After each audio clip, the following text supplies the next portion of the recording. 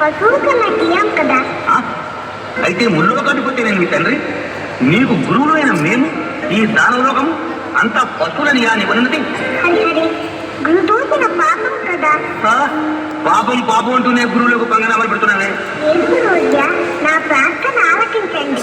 మీరు కూడా ఆ హరిని ప్రేమించి ధరించండి.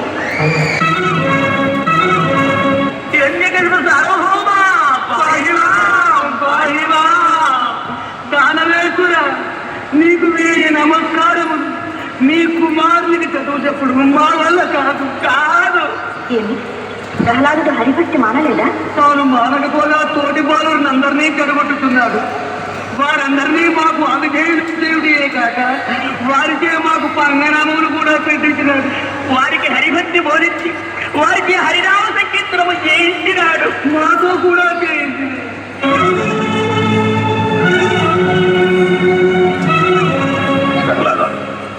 ఇది నిజమేనా? వారెవటిందుకు నేను కారణం కాదు. హరిభక్తి బోధించినది మాత్రం సత్యము. ఎలా బోధించింది?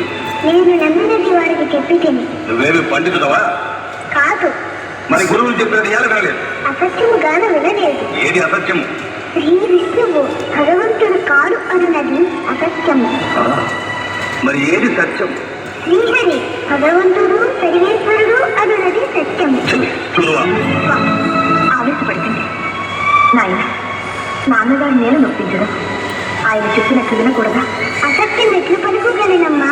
తల్లిదండ్రులు చెప్పవలసిన మాటలేనా ఇది? పుత్రవాత్సల్యంలో శాంతముగా ఎంత చెప్పినా వినుకున్నావు. ముల్లోకములు జయించిన నా మాటనే లెక్క చేసుకున్నావు. ముల్లోకములను జయించినావు గాని నీ లోపలనే ఉన్న శత్రువులను జయించలేకపోయినావు. ఎవరా శత్రువు? కామ క్రోధ లోభ మోహ మతమాశ్చర్యములను జయించని లేదు. వాటిని జయించినతో నీ శత్రువులే ఉండరు. సాధించిన వేదాంతం వేదంతలేవు. ఎవరి బలము చూస్తుంది నీకు ఈ ధైర్యం? అన్నిల బలము నాకెందుకు?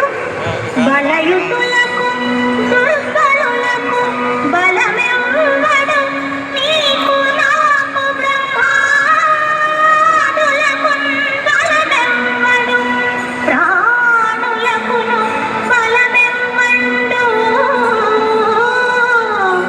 అట్టి విపుడు బలము అసురేంద్ర.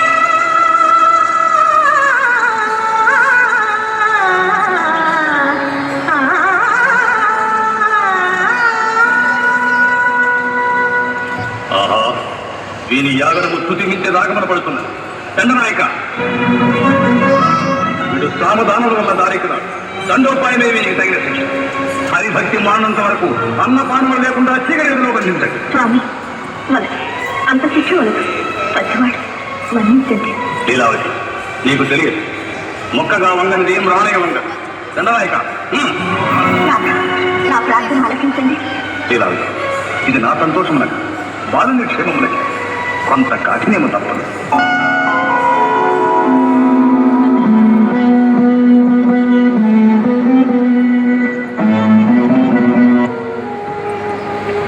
విద్యమానాలదా విన్నాను, అంతకు విన్నాను.